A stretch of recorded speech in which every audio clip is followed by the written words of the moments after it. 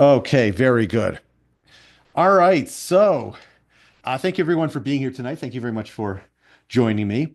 We're going to begin our series of controversial halacha, and today the controversial halacha is going to be speaking about matters that relate to medicine. It's a bit of a hot button topic.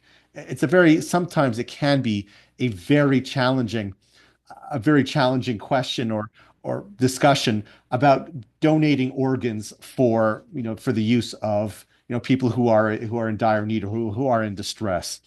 And there's a lot to be said about many things. Um, here. So there's a lot to be said about much of this, but we're going to be focusing on live organ donations. When are they permitted? When are they not permitted? Are they permitted? Is there an obligation to donate organs while a person is still alive? And we're gonna sort of parse this out because there's no carte blanche yes or no answer to much of this. Um, so let's begin. And today we're going to talk about organ donations. We're also going to be discussing uh, cosmetic surgery, as well as separating conjoined twins. What are some of the considerations there? These are all areas of halacha that are extremely challenging and are very much fraught. And you're going to see the considerations that we take when we try to arrive at some kind of a conclusion as to, what does halacha say? What does Jewish law? How does Jewish law indicate we should conduct ourselves? There's a lot of material. There's a lot to be said. So to start us off, we're discussing live organ donations. So, live organ donations, what exactly does that mean? Well, so the overwhelming majority of poskim halachic authorities, and here you can see this on the screen in front of you as an introduction, oppose transplants of hearts, livers, and lungs from a cadaver. And this is rooted in a very serious consideration, a very serious problem. And the problem is that when halacha considers somebody to be expired, for somebody to be no longer alive, does not necessarily conform with the standard used within the medical community. Specifically, within halacha, if a heart is still beating and if a lung is still pumping air, that person is considered alive even if the brain is no longer functioning. But within the medical community, they consider that person to be no longer living, and as such, the harvesting of organs will take place. So halacha speaks to what are our obligations as donors, and halachic authorities are very clear. One should not write down that they're prepared to donate their heart, their lungs, things that are taken from a dead body, because at least as far as we're concerned, the person is still alive, and these organs are being removed from somebody who is still living, in effect, killing them, and that presents itself as an obvious halachic issue. Um, that said, um, that said, when it comes to receiving organs, it's a little bit more nuanced and it's a little bit more allowing, primarily because we do not necessarily say this lung is going to go to that person because the sources for these organs are so stretched. They're taken from bodies immediately without knowing who they're for. Because they're removed without necessarily having somebody specific in mind, then it becomes permitted for the recipient to receive them. But as far as donations go, it's not recommended from halachic authorities that we write down that we are prepared to donate these organs from our body. But what about other kinds of organs? Organs that can be donated while we're still alive. Things like, a live kidney donation or a liver. Sometimes a liver can be removed from a person while they're living, leaving a portion behind, and the liver regrows itself.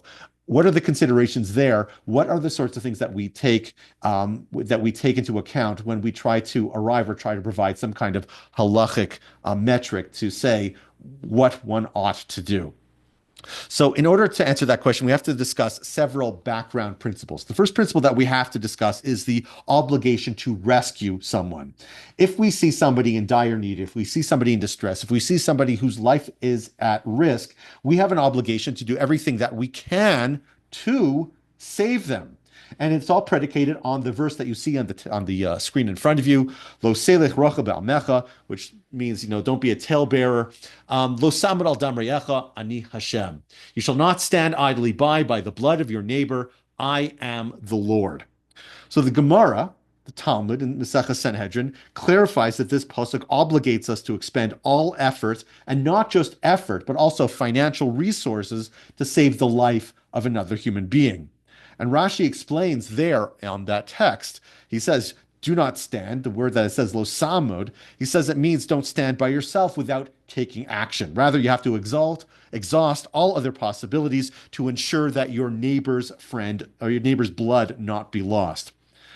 The Rashi here and the Gemara, however, don't say too much. Obviously, we do see that we're obligated to risk.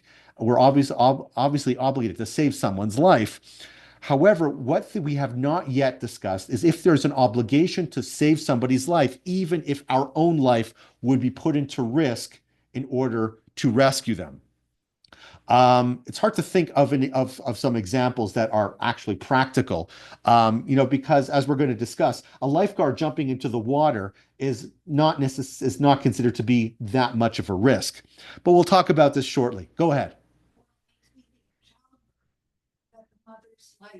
We're gonna discuss that. We're gonna get to that eventually. Yeah. Yeah, we're gonna come to that. We're gonna come to that eventually. Thank you, Debbie. Yeah. So anyway, so let's talk about this next step. Is there an obligation to risk your own life in order to save somebody else's? So the Beis Yosef, he was the author of the Shulchan Aruch, the Code of Jewish Law. Rabbi Yosef Cairo lived in 15th century Israel. He also wrote another work, which was a commentary to a much larger and older work. And in that commentary, he quotes the Talmud Yerushalmi, the Jerusalem Talmud. And Jerusalem Talmud tells us the story. There once, during the anarchic period of Israel, was a country called Palmyra that invaded part of the Roman Empire. And because of the chaos within the Roman Empire, they were not ejected immediately. They were allowed to remain there for several years. And there was something of a rebellion against them by their Jewish inhabitants. And Rish Lakish, who is a very well-known Amora rabbi, a Talmudic sage, risked his life by going over to the Palmyran court and speaking with the Palmyran queen and asking for clemency, risking his own life because he could definitely be viewed as a participant in the rebellion. But we see that he risked his own life in order to save the lives of others. And the Beis Yosef surmises that from this we see, at least according to the Talmud Yerushalmi, from the Jerusalem Talmud, that the obligation to save somebody's life does extend into situations or cases where the person who is doing the saving is his life as at risk as well. Now, the Sma, who was another commentary to this on the same sources, he actually points out something interesting. While it's true that the Beis Yosef, the Rabbi Yosef Cairo, in this commentary cites the Jerusalem Talmud, when he wrote the Shulchan Aruch, which is the sort of his final word on any topic. It was a study guide that he used to remember what his legal rulings were based on this other commentary that he wrote. He does not actually quote the Jerusalem Talmud. He does not state it at all. In fact, he says that there is no obligation to risk your own life to save the life of someone else. And the Sama, who's this other commentary, surmises that the Rif, Rabbi Yitzchak Alfasi, the Rambam, the Maimonides, and the Rosh, Rabbi Asher ben Yechiel, the three most important medieval halachic authorities that the Shulchan Aruch based all of his legal opinions on, they are silent on the topic, and it must be that they are of the opinion that the Talmud Bavli disagrees with the Talmud Yerushalmi. Remember, there are two different Talmuds. There's the Jerusalem Talmud and there's the Babylonian Talmud. And they reflect two different rabbinic traditions. One is actually written well after the other, which gives it greater authority within sort of the rules of halachic jurisprudence. So the assumption is that there is an argument between the Babylonian Talmud and the Jerusalem Talmud. The problem is that we don't have a clear statement in the Babylonian Talmud that would indicate that there is no obligation to risk your own life to save somebody else's. And so this is where later authorities came in. And one of the most convincing explanations as to where we know that the Talmud Bavli disagreed with the Talmud Yerushalmi is based on this statement right here that you see on the screen in front of you. This is a discussion here between two Mishnaic scholars, one being Rabbi Akiva, and the other one is a relatively unknown halachic authority from the same generation, Ben Pitora. And they have the following argument. Let's imagine that you have two individuals traveling through the desert. One of them has a canteen full of water, and the other one does not. And if both of them were to drink from the canteen, they definitely will not reach a place of habitation where they know water is available and ready for them. What is the obligation as far as the one who carries the canteen? Is he obligated to share his water, consigning both of them to death, or does he keep it for himself? So this is what the Talmud tells us. Dorash ben Pitora. Ben Pitora said, in this circumstance such as this, mutav sheyishtu shteihem v'yomusu. It's better that the two of them consume the water together and die together. So that one not witness the expiration or the death of the other. It's better that you both die, he says, than one of you should see the other in that at this time, at this moment. I think there might be somebody who's trying to get in, or somebody just sort of pacing back and forth by the door. Um, uh, the young'un went. Thank you. All right. They need to. Okay. So now, with this in mind, the Netziv explains. So this is Rab Naftali. This is Rabbeinu. Let's see if this is the Naftali Tzvi Berlin. So what does he say? He says Ben Pitora is not actually advocating an unreasonable opinion that requires a needless death. Right? Instead, he calls for the one who holds the water to risk his life in order to save the other from certain death. Even if there is insufficient water for both to reach the water source, there is a reasonable possibility that one may unexpectedly encounter an oasis, a spring, or another caravan willing to share its water. Therefore, the two do not face certain death by sharing the water. Rabbi Akiva, however, who disagrees with this, rules that one is not obligated to risk one's life in order to save another's life, so that the one holding the water should conduct themselves in a manner where he'll be definitely assured his survival.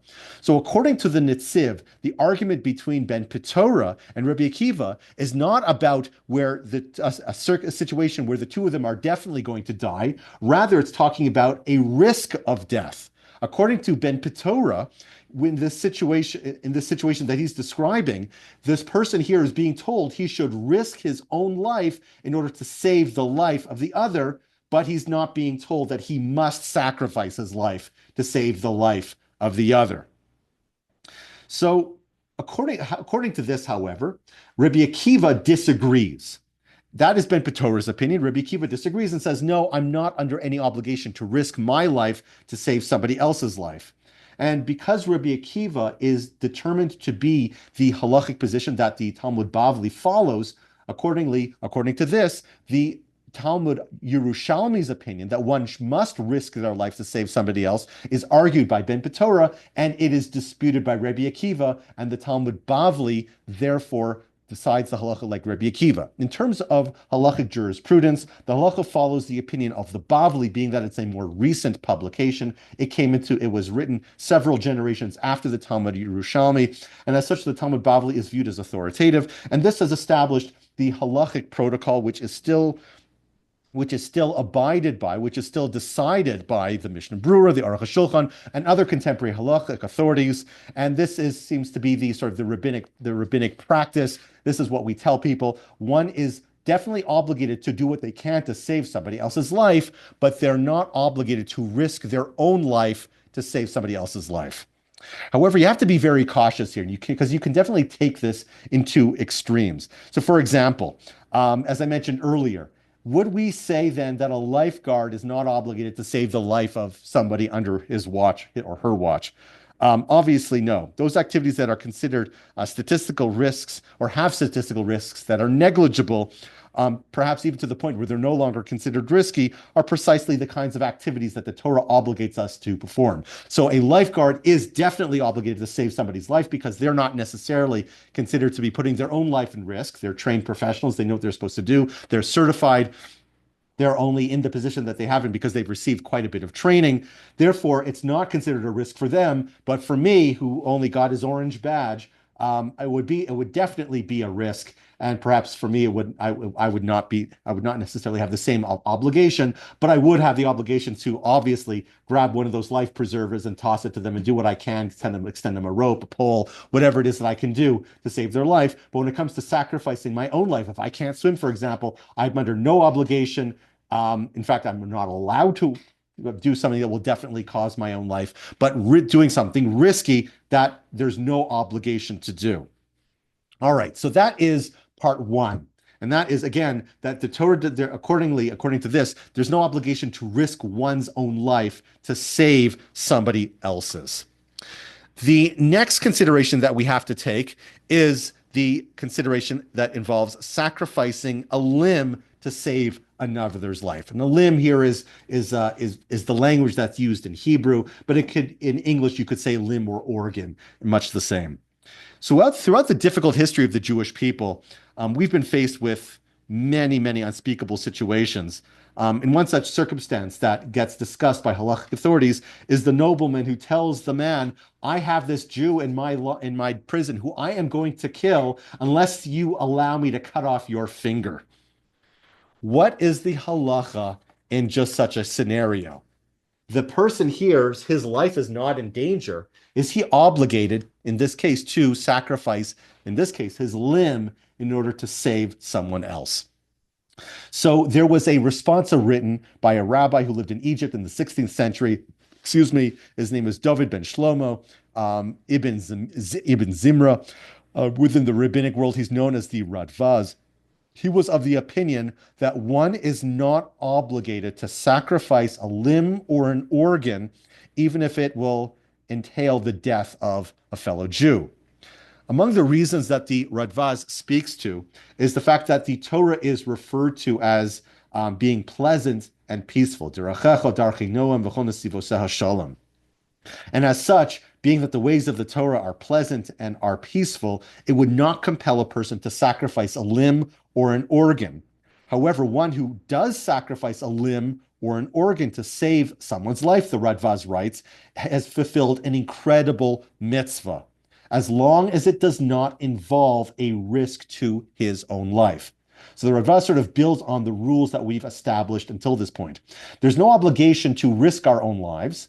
There's no obligation to sacrifice organs. We may sacrifice organs, but we can only sacrifice organs as long as our life is, we're only allowed to do so as long as there's a less than a 50% chance that we're going to die. If there's a 50% chance that we will die, then we're not allowed to sacrifice the organ. If, however, there is a less than 50% chance that I'm going to die, I'm not obligated to, but it would be incredibly meritorious for me to do so. He writes, why is it that if there's a 50% chance that I will die if I go through with this, whatever it is I'm being told to do, why is it that I'm not allowed to do that? Well, he says, well, because our bodies don't really belong to us. They belong to God, and therefore we have no right, we have no halachic sanction to put our lives at risk if the risk of death is 50% or greater. So the poskim have, generally speaking, accepted the ruling of the Radvaz and do not require people to sacrifice limbs or organs. And this is so even if there's no significant risk involved. And if there is significant risk involved, then we're not allowed to do so. Many halachic authorities have decided this way, and it comes up over and over again within many, many rabbinic writings, and most importantly, from the rabbinic minds of the halachic authorities of the previous generations, like Rav Moshe Feinstein and Rabbi Eliezer Waldenberg, who is the Rav of Shari Chesed Hospital in Israel. They all accept the ruling of the Radvaz and say that you're allowed to donate an organ if there's a less than 50% chance that you are going to die. But at the same time, there is no obligation to do so. It is a meritorious act. It is a laudable thing to do. So let's now talk about some specific halachic writings that speak about particular body organs. Let's talk about live kidney donations. And you can actually see as the medical information changed that the halachic opinion changed as the risks and the concerns of a person's well-being and life decreased. The writings of encouraging organ donation gradually increased. So as the risk decreased, the rabbinic writings that encouraged this as a practice have increased.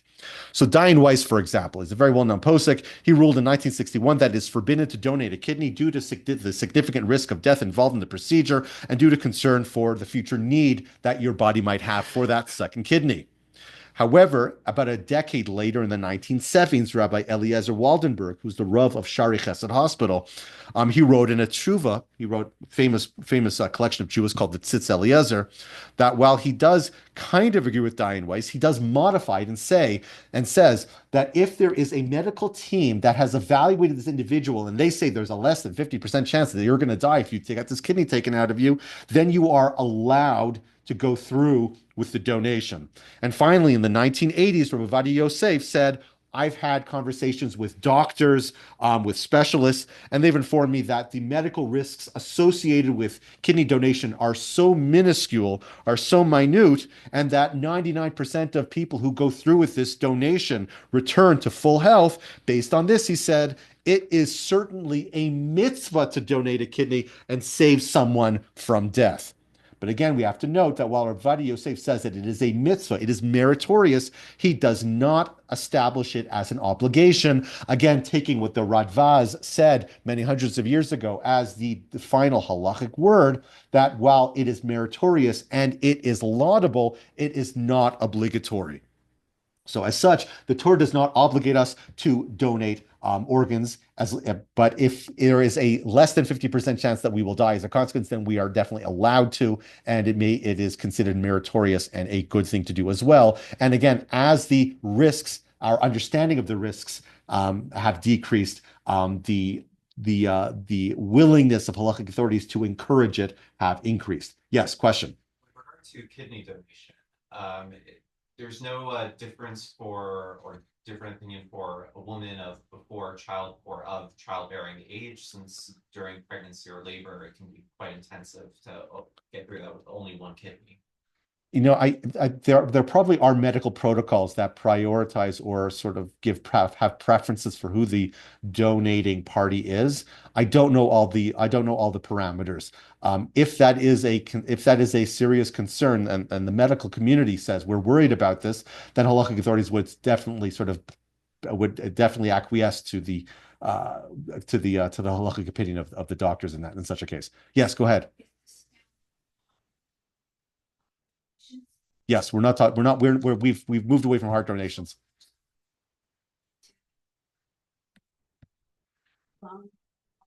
So if it's taken, if one is on the receiving end, it's one thing. If we're on the donating end, I don't know. Every single jurisdiction operates somewhat differently. I don't know the specifics of what it's like here, but where there is a concern that the organs will be harvested before the person is considered halachically dead, then it's definitely not something that is encouraged in any way. So is lung an organ that can move part lung, or that's not? I think right. So yes. So we're gonna talk about liver right now. We're gonna discuss livers. All right. So the same thing applies to livers. So various halachic authorities, most notably Rav Bush, he says that liver donations are permitted, but again not required based on the considerations that we said before. It's somewhat more risky than a kidney donation, but it's still considered to be a negligible risk, and as such, it does not change our conclusion, and that one is allowed to do so. Now, this is all for removing parts of your body. When it comes to blood and when it comes to platelets, and also according to many authorities, when it comes to bone marrow, if we know that there is a person who is in need of it, then we actually do have an obligation to provide it, because blood, marrow, and platelets all replace themselves relatively quickly. It's painful, it's uncomfortable. It's not necessarily something that anyone would enjoy, but we do bear a halachic obligation to donate those parts of our bodies that will just grow back. You may not even be considered as though you have amputated anything at all. And so we do say that it is these if we have the opportunity to save somebody's life by donating these parts of our body, then we definitely would be obligated to do so. So let's talk about the conclusion. Many Orthodox Jews are criticized in some circles for not donating organs that can be harvested only from patients who have experienced brain stem death, but their heart still beats, their lungs are still working, and so therefore, according to the halachic metric, they're still considered alive. We may respond that while the overwhelming majority of halachic authorities regard such donations to be forbidden and unethical, however, Orthodox Jews should strongly consider donating live organs or living organs, live organ donations such as kidneys, such as livers, and not only that, but the organizations such as the Orthodox Union and Agudas Yisrael should even be lobbying the various levels of government for tax breaks for such donors, because there is an associated loss of productivity. Especially if you're getting a bone marrow transplant, you have to go under anesthesia. You're gonna, it's painful. It takes a while to recover. They probably should get some kind of compensation, maybe some kind of a tax break for making that donation. We should also be at the forefront of blood, platelet, and bone marrow donations, and perhaps this would be a very effective way of responding to those criticisms that we're not donating hearts and lungs because of our halachic concerns. Yes, that's a very good point. We don't have hearts.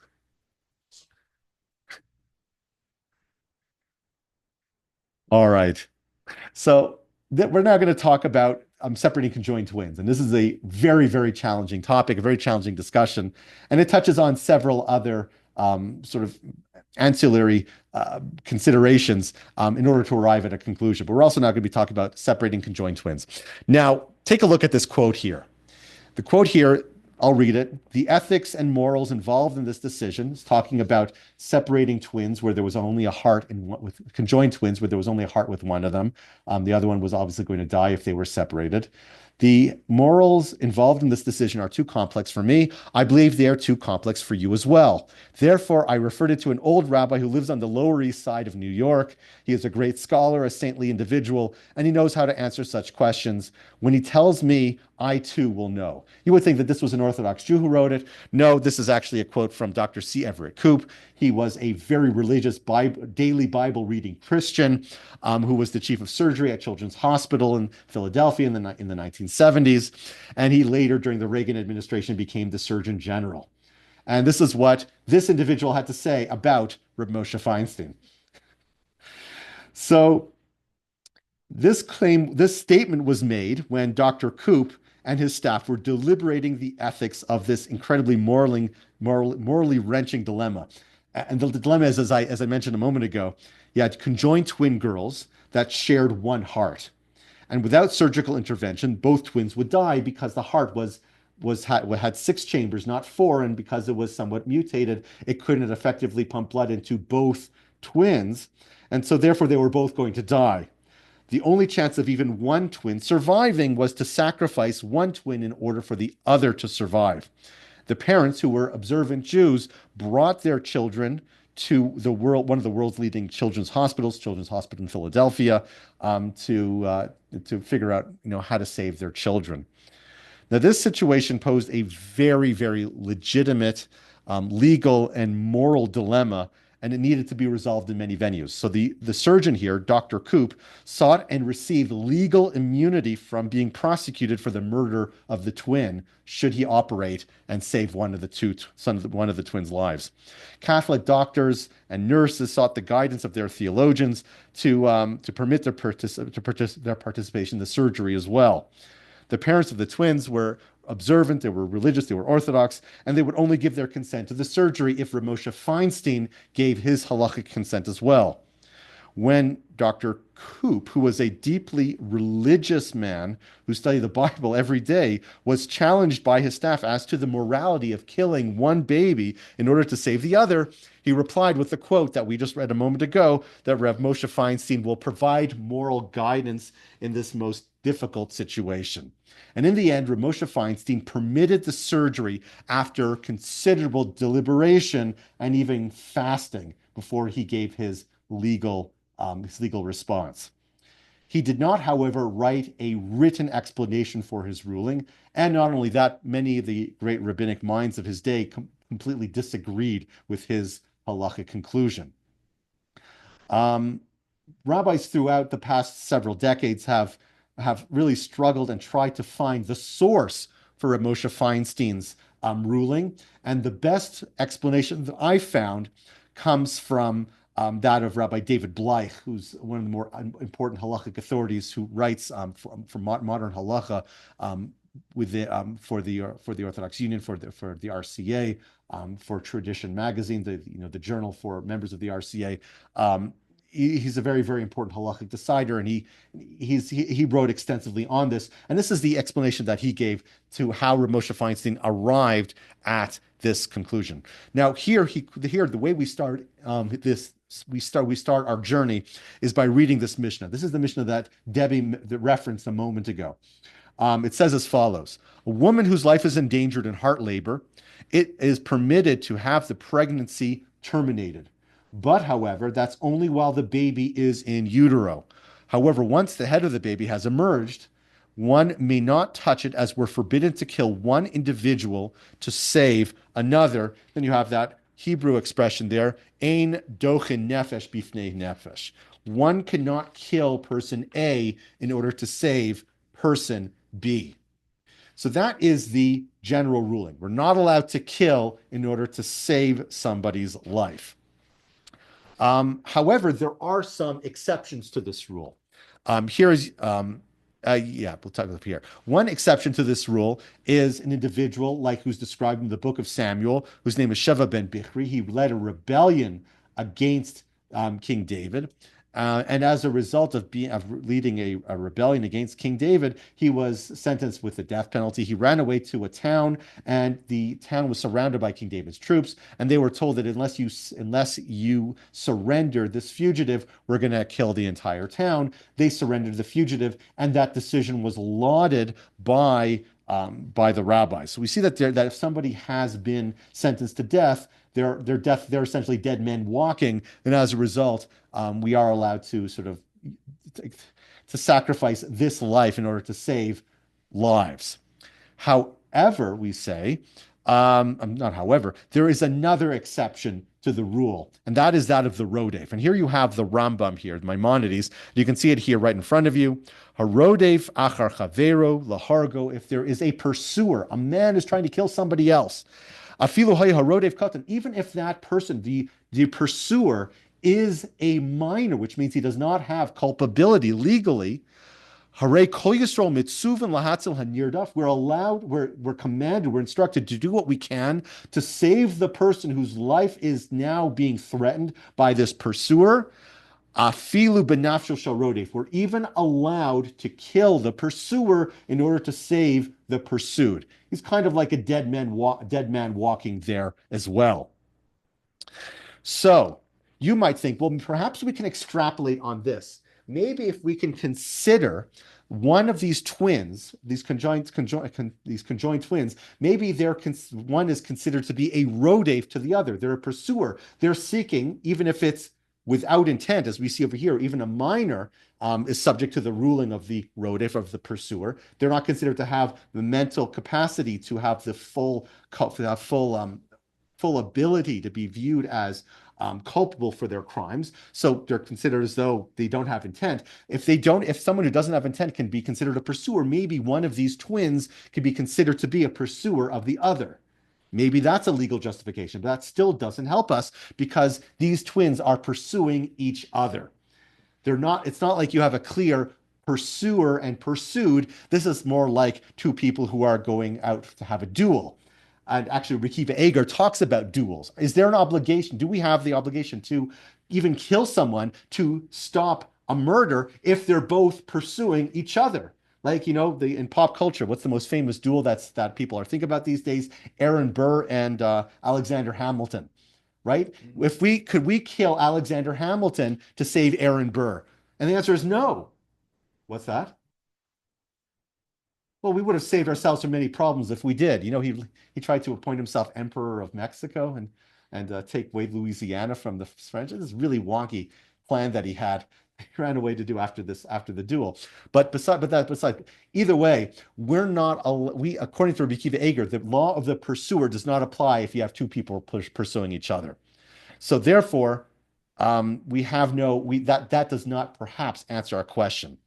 However, there is perhaps a way that we can utilize the Mishnah that we mentioned, Debbie's Mishnah, and apply it to our case over here. Halacha does permit the killing of mutual pursuers in some circumstances. If you recall, we said earlier that a woman who's having a hard time giving birth, we are allowed to kill the baby while it's in utero. It's very important to note, halacha does consider abortion to be murder. That is the Torah view of abortion. Even a baby in utero is still considered alive. No, we have a lot of leniency, a lot of leeway that halachic authorities use that permit abortion in many circumstances, even when the Christian community would not. There are many times and many reasons that halacha would sanction it, but for simple convenience reasons, we just don't want to have another child. That is not considered to be a halachic justification, and that is considered to be murder, as it were. So why is it that we're allowed to kill the baby while it's in utero in order to save the mother while she's having a hard time giving birth?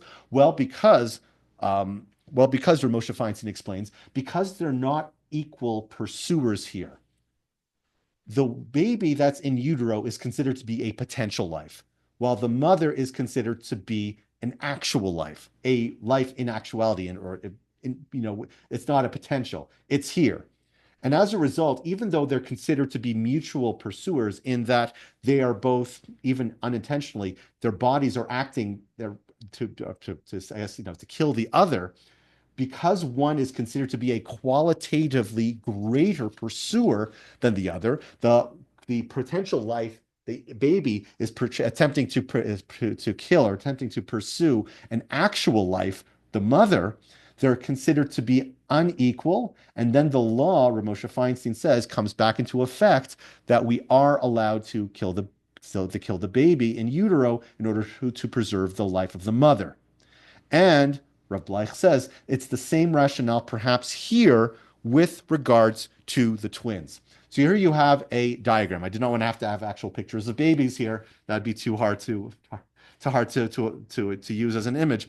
So you have here two jelly beans. They're conjoined jelly beans. Jelly bean twin number 1 does not have the heart. Jelly bean 2 does have the heart. So the sisters he writes here are also unequal pursuers. Twin 1, the one without a heart, has no chance of survival for more than a year, even if twin 2 were to be sacrificed. Twin 2, the one who has the heart, would have a very reasonable chance of survival if the other twin were to be sacrificed. Twin 1's life expectancy is only considered to be temporary, while twin 2's life is considered to be normal. As such, the baby girls could be considered unequal pursuers of each other. And since twin 2 pursues only a baby that would have only a short lifespan, where versus twin 1 is pursuing one that could potentially live a full lifespan, it follows that twin 1 is a qualitatively greater pursuer than 2, and thus twin 1 may be sacrificed in order to save twin 2. So thus, Rav Bleich argues, is the explanation behind Rab Moshe Feinstein's ruling. So again, because we can classify these twins as unequal pursuers, it allows us to act in such a way as to cause the death of twin 1 to save the life of twin 2. So Ramosha's ruling was implemented. Dr. Koop separated the twins. Twin 1 died very shortly after they were separated because she literally did not have a heart. Sadly, though, twin 2 did not survive. She died a few weeks later, not due to complications of the surgery, but rather because she contracted hepatitis from a blood transfusion. So there's not a very happy end to this story. Now, there would never have been a happy end to the story, but perhaps there would have been a less tragic end to the story. The silver lining, perhaps, of the story is that Ramosha Feinstein issued a halachic ruling that went that that was very obviously a very difficult conclusion. It's a very difficult thing to say. One child should die to save the life of the other. It's a very difficult thing to say. But because of his halachic ruling, perhaps lives were saved in the future as as the circumstance came up at other times subsequently there was a legitimate halachic authority that allowed for the separation of these conjoined twins. So that's the part of the story that part of the class that deals with conjoined twins. Let's move on now. Let's talk about cosmetic surgery, and we're going to review several classic teshuvos or halachic responsa. Let's take a look here. So, Ramosha Feinstein, again, one of the most important halachic authorities of the previous generation, he was asked whether or not it was permissible for a young woman to undergo cosmetic surgery in order to improve her chances of finding a suitable marriage partner. Ramosha Feinstein approved the plastic surgery, perhaps a nose job, I don't know, based on the Rambam's definition of the prohibition against chavala. So what is chavala? Well, chavala is the Torah's prohibition against wounding someone. I am not allowed to wound anyone. Excuse me. So, however, the Torah says that it's forbidden. I'm not allowed to do this. The Gemara says not only am I not allowed to wound other people, I'm not allowed to wound myself. The Rambam, Maimonides, when he discusses this halacha, adds a caveat. He says, the Torah forbids wounding when it's done in a degrading, or in an alternate text, or in a belligerent manner. Belligerent means with the will or desire to harm or to hurt someone. Thus, although the Rambam rules in accordance with the Tanaic view that an individual is not allowed to harm themselves or to wound themselves, Ramosha infers from the Rambam's proviso that if the wounding is being done in a beneficial manner, the prohibition of chavala does not apply. So that would mean that a doctor would be allowed to, use a scalpel, open up, cut through the skin, and affect some kind of change internally.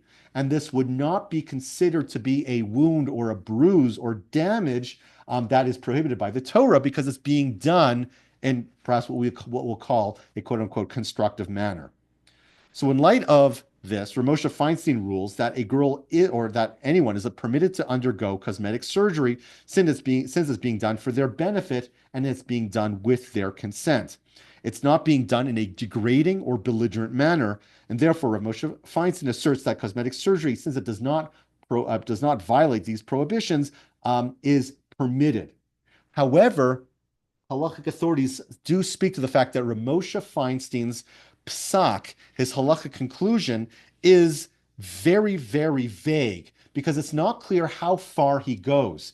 Is he only speaking in circumstances such as this right here, where I have a woman who wants to get married and she just feels that she can't unless she gets a nose job? That's one thing. What if I just don't like having to wear glasses? Let's say, is that a consideration? I just don't want to have to wear glasses any longer. So therefore, cosmetic surgery is being done for convenience reasons. Is that a consideration? Would Ramosha Feinstein allow for that? Question one. Question two, not every plastic surgery, not every cosmetic surgery is safe. Some of them do have associated risks. Are we allowed to take those risks? In general, we say a person should not put their life in risk. Do we say that a person is allowed to put their life at risk in order to receive plastic surgery? Ramosha Feinstein's teshuva, while addressing one concern, answers that question quite adequately, but we don't have the parameters, we don't understand, we don't know how to apply this in all circumstances, in all situations. So therefore, we have to turn to other halachic authorities. And here, we're going to look at Rabbi Yaakov Breish. Now, Rabbi Yaakov Breish was a Holocaust survivor. He was, I think he was Polish, I'm not sure, but he ended up living in Switzerland after the war, and he's also a very, very, very important halachic authority. So Rav Breish quotes a ruling from the Shulchan Aruch. And this is a bit of a digression, but in general, we say that a child is not allowed to harm their parents. What happens if a child is a doctor and a parent needs um, some kind of treatment that involves causing the parent to bleed? Well, that becomes a problem. So the Shulchan Aruch writes that it's forbidden to remove a thorn, perform a bloodletting, or amputate a limb for one's parent, even if the intent is to heal them. The Ramah writes, however, that it is forbidden only if there are others available to perform the task. However, if no one else is available to do so and the parent is in pain, the child is allowed to perform these medical remedies, the bloodletting, the amputation, as long as he has the parent's consent. So Rav Breish, assuming that this is talking about a situation or a circumstance where a life is not in danger, infers that it's permitted when the doctor is not a child of the patient, rather it's just a regular doctor treating a regular patient, that the doctor is allowed to effect these medical treatments, even though they're causing the drawing of blood, even if it is only being done to alleviate pain. That's based on the language of the Ramah. So Rav Breish then expands the definition of pain to which the doctor may treat. And he says that it doesn't only apply to physical pain, but also emotional pain. And he goes into a bit of a digression. Again, certain kind of cosmetic activities, behaviors, men are not permitted to perform because they're considered effeminate. They run afoul of the Lo Silbos prohibition not to wear women's clothing. Which is expands to also to other things as well. Besides just wearing clothing, it's also about cosmetics. It's about curating one's appearance. So we say that a person is not allowed to, for example, peel scabs from their face. However, if they are in pain, they are allowed to remove those scabs. And the Tosfos there says, one of the Talmudic commentaries, say that even if it's just embarrassment, it's the emotional load that they have to bear, that's enough of a reason also as well. So thus Rav Breish comes to the conclusion. He says that that we're allowed to affect the body, we're allowed to cause it to bleed, we're allowed to cause chavala, which we said before, as long as it is being done to alleviate pain, and even if that pain is only for emotional reasons. So he seems to be saying much like Ramosha Feinstein, and says that you are allowed to perform these kinds of surgeries. And it would allow the plastic surgery for much the same reason, because it is alleviating pain, and that's considered to be one of the mechanisms that the doctor is allowed to treat, even if that pain is just emotional pain. The person feels sad or bad about their appearance, therefore the doctor is allowed to affect the appearance in that way. So that speaks to the permission for the doctor to cut the skin and do stuff internally. He then goes off and talks about issues of safety. And there's a quote from another halachic authority. The Avnei Nezer, writing 100 years earlier, said he forbade a child to undergo surgery to strengthen a crooked leg because of the danger involved. Now, surgeries back then were a lot more dangerous than they are now. Rav Breish in turn notes that the Gemara in numerous places permits certain activities that involve some danger if people commonly engage in that behavior. The Gemara teaches that if society deems an activity to constitute a tolerable risk, then the activity is entirely permissible. So accordingly, Rav Breish writes that we're permitted to travel in an automobile, take an airplane, despite the fact that there are risks associated with those behaviors. Similarly, the risks associated with surgery have decreased dramatically since the days of the Avnei Nezer, and hence society now regards surgery as a tolerable risk. It is now permitted. So accordingly, he says, we're not worried about safety when it comes to these kinds of surgeries because they're mostly safe anyways. They're considered to be a tolerable risk, an acceptable risk. We're not worried about the anesthesia as we might have been in the past. So it's not considered to be a risky behavior. And this is considered to be a permitted use of medical faculties to perform a cosmetic surgery to alleviate the emotional pain of the individual. Now, according to Ramosha and according to Rav Breish, the only permission that we see here is for these circumstances when there is there's an actual need for the surgery to be performed. There's some pain, whether it's emotional or physical, that's being caused. We do not have a halachic opinion that says that cosmetic surgery, for no reason other than we just like it more, to be an acceptable reason. We don't have any place to say that it's properly forbidden. Maybe it's not forbidden, but we don't necessarily have a clear source that says that it is permitted. But we do see that it is permitted under some circumstances, perhaps most circumstances, when the surgery is being done to alleviate emotional pain, the pain of having a nose that's too big, or emotional worry about not being able to get married because that nose is too large. So again, as you can see over here, he says that his explicit permission to undergo cosmetic surgery applies only to situations of need, as the precedents that he cites are only applied to an individual who's suffering physically or psychologically. Okay, now here we have an opinion that's completely different. This is Rabbi Eliezer Waldenberg. Again, he was the Rav of Shaarei Chesed Hospital, a very, very important halachic authority when it comes to matters of medicine. He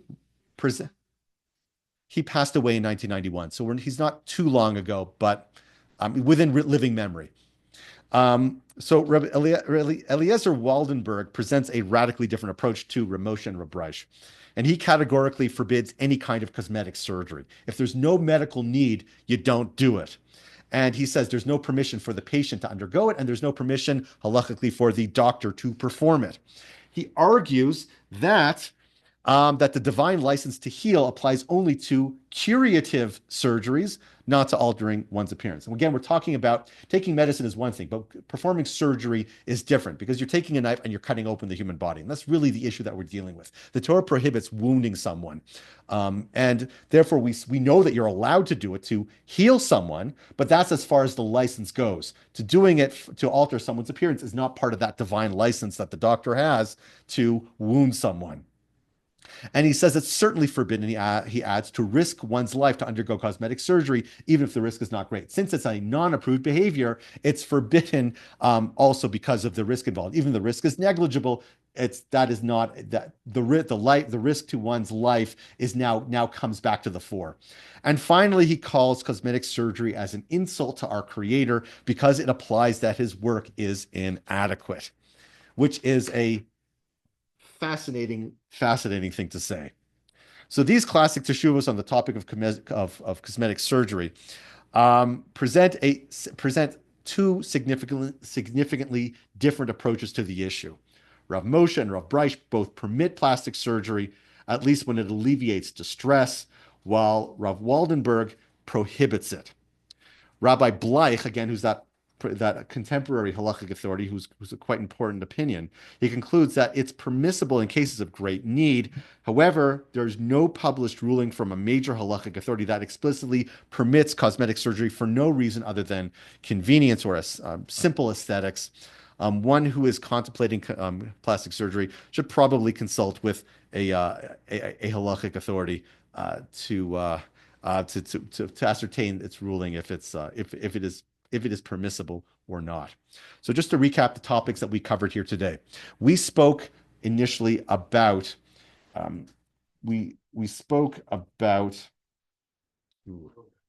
what's that?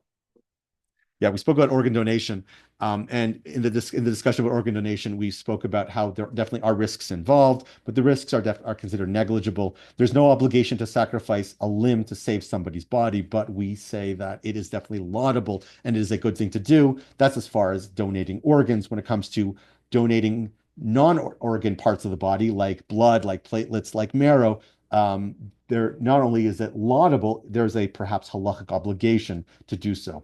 We spoke about the complexities of separating conjoined twins. We spoke about how we rely on the halachic category of the mutual pursuer or the unequal mutual pursuer in order to permit at least the separation of those conjoined twins, which is also the rationale that we utilize to allow for abortion when the mother's life is at risk. Very, very challenging area of halacha.